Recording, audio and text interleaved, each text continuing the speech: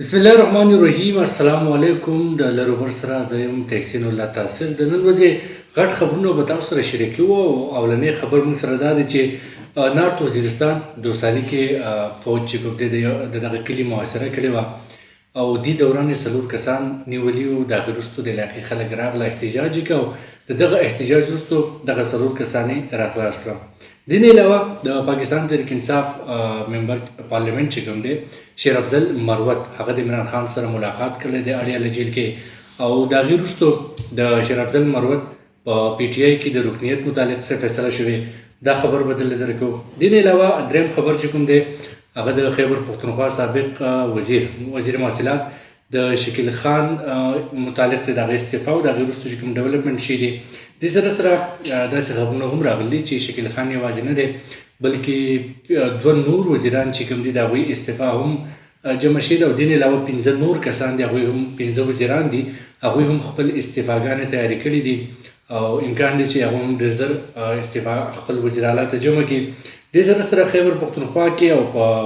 قومي اسمبلۍ کې په مجموعي توګه 27 کسان داسې دي ارکان صوبایي قومي اسمبلي چې د هغوی متعلق ګډ ګورننس کمیټي چې کوم ده دا سفارشات تیار کړلي چې د دوی کارکردګي ټیک نه ده او غیر تسلي بخشي ګرځولې ده، او د هغې وروستو د هغوی متعلق هم د کاروایي کولو فیصله شوې ده. دغه ټول خبرونه به درسره شریکوو. آغاز به کوو د شیر افضل مروت نه. شیر افضل مروت نن په اړیاله جیل کې د بانی پی ټي آی عمران خان سره ملاقات کړی دی، او د هغې وروستو شیر افضل مروت چې کله بهر راووت میډیا سره خبرې کولې، نو هغه وی چې 3 میاشتې پس مې د بانی پی ټي آی سره ملاقات وشو او وی چې کله زه جیل ته لاړم د عمران خان سره ملاقات دپاره، نو ما لاس اخوا کړه، عمران خان چې کوم دی هغه ماته راغاړې وته. نو دې نه دا پته لګي چې ملاقات خوشګوار ماحول کې شی دی. بیا شیر افضل مروت مخکې دا وایي چې زما متعلق به دا خبرې کېدې چې د پارټۍ نه ویستلی شوی دی، او ما به بار بار وایي چې زه د پارټۍ نه ما څوک هم نشي وباسلی، که ما د پارټۍ نه څوک وباسي نو هغه عمران خان دی. دی وایي چې عمران خان سره مې خپلې ټولې ګیلې چې کومې وي هغې مې ورسره شیر کړي، هغه ټول شکایت مې ورته مخې ته کېښودو، او د هغې وروستو وایي زما ټولې ګیلې ختمې شوې، او د پارټۍ مشرانو متعلق چې کوم بیان ما جاري کړي وو په هغې باندې وایي زه معذرت خوایم. شیر افضل مروت دا هم ویل چې زما متعلق چې کوم نوټیفیکیشن جاري شو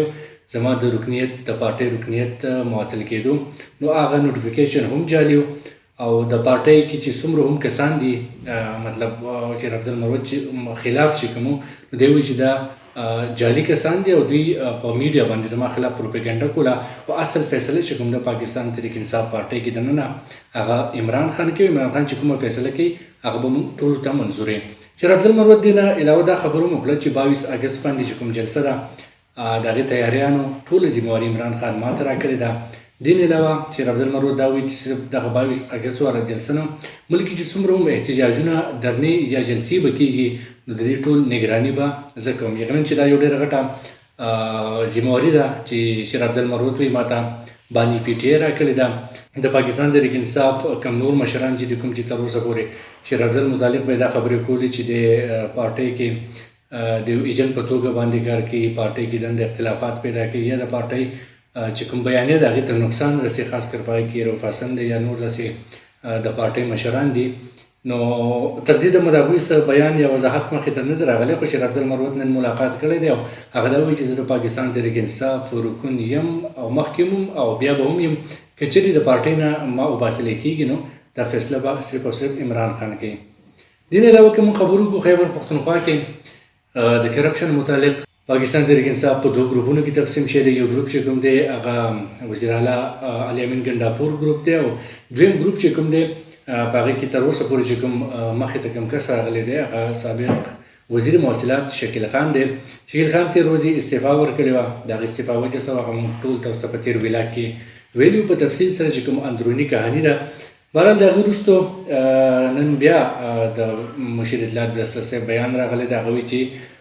شکیل خان چې کوم دی هغه به د استعفا نه ده ورکړې چې خیبر پښتونخوا کې کرپشن روان دی یا وزیر اعلی د کرپشن مخنیوی نه کوي، بلکې ګډ ګورننس دپاره چې کوم کمیټي جوړه شوې وه د هغوی تحقیقاتو په رڼا کې شکیل خان د خپل عهدې نه لرې کړی شوی دی، او داسې نه ده چې هغه په خپل استعفا ورکړې ده. دې سره سره نن دا خبرونه هم ښه دې نه بله یو اهم خبره بېګا د شپې 1 بجه ویل کېږي چې د شکیل خان او وزیر اعلی علي امین ګنډاپور واتس اپ ګروپ کې هم چیټ شوی دا یو بل ته بدې ردې ویلي دي او وزیر اعلی هغه ته ویلي تا کرپشن کړی دی. شکیل خان وزیر اعلی ته وی چې صوبه کې کوم کرپشن چې روان دی د دې سرپرستی ته کوي او چې څومره کرپشن کېږي هغه کې تاسو سره وزیران هم ملوث دي او بیروکراسي ځینې کسان هم تاسو سره ملوث دي. د هغې وروسته بیا ویل کېږي چې دغه میسیجونه چې کوم په واتس اپ ګروپ کې شي نو هغه بیا ډیلیټ کړی شول. بیا نن سهار ذرایع لخوا داسې خبر راغی چې وزیر تعلیم فیصل ترکی او وزیر صحت قاسم علي شاه چې دی هغوی هم د خپل عهدو نه استعفا ورکړې ده او وجه هم دا ښودلی کېږي چې د دوی په وزارتونو کې مداخلت کېږي او په څو کرپشن پکې روان دی دوی هم د هغې خلاف دي. خو نن چې بیا کوم بیان راغی د وزیر صحت قاسم علي شاه هغه دا وویل چې بلکل داسې نه ده، زه د وزیر اعلی نه مطمئن یم، زما په محکمه کې هېڅ قسمه زما په محکمه کې څه قسمه مداخلت نه کېږي او زه ټول اختیارات زما سره دي. حالانکه د دې نه مخکې چې د هغه متعلق کوم بیان په سوشل میډیا چلېد هغه داسې و چې قاسم علي شاه لخوا ویله کېدل چې وزیر محکمه صحت چې کوم دی نو هغه د سیم هاوس نه چلیږي او خاص کر زیاتر اختیارات چې کوم دي هغه غیر متعلقه کس یعنې د علي امین ګنډاپور د رور سره دی. خو اوس قاسم علي شاه صوبایي وزیر صحت د دې تردید کړی دی. د وزیر تعلیم فیصل ترکی متعلق هم دا خبرو چې هغه هم د خپل عهدې نه استعفا ورکړې ده خو تردید هم هغه تردیدي بیان مخې ته نه دی راغلی. دې نه علاوه دا خبرونه هم دي چې 15 نور کسان دي د صوبایي کابینې وزیران دي چې هغوی هم استعفاګانې تیارې کړي دي او امکان دی چې ډېر ژر دا استعفاګانې هم وزیر اعلی ته جمع کړی شي. که مجموعي توګه د ټول صورتحال ته موږ وګورو نو خیبر پښتونخوا کې دا وخت تقریبا 2 ګروپونه جوړ شوي دي. یو ګروپ دا دی چې هغه حکومت سپورټ کوي او یو ګروپ دا دی چې هغوی صوبه کې کرپشن روان دی او موږ د دې خلاف یو ځکه چې موږ عوام نه په دې باندې وټ اخیستی دی چې موږ به بل هم کرپشن ته نه پرېږدو، په خپله به هم کرپشن نه کوو، هغوی سره چې کوم موږ وعدې کړي دي هغه به پوره کوو. خو بهرحال په صوبه کې هغه شانتې څه نه دي روان کوم چې هغوی موږ د عوام سره وعدې کړي وي. بیا د هغوی دا هم وایي چې موږ انټي اسټیبلیشمنټ بیانیه باندې وټ اخیستی و، اوس حکومت چې کوم دی هغوی اسټیبلیشمنټ سره کمپرومایز کړی دی او د هغې وروسته په صوبه کې د اسټیبلیشمنټ مداخلت هم سیوا شوی دی. د دې علاوه تېر ورځ چې د صوبایي اسمبلۍ کوم اجلاس شو نو په هغې کې زیاتره اراکین صوبایي اسمبلۍ چې وو هغوی په دې خبره باندې د افسوس اظهار کړی او خفګان یې ظاهر کړی چې زموږ په علاقو کې ترقیاتي کارونه نه کېږي، موږ ته ترقیاتي فنډ نه جاري کېږي او دا ګیلې شکوې هم د سپیکر په وړاندې ښودې وي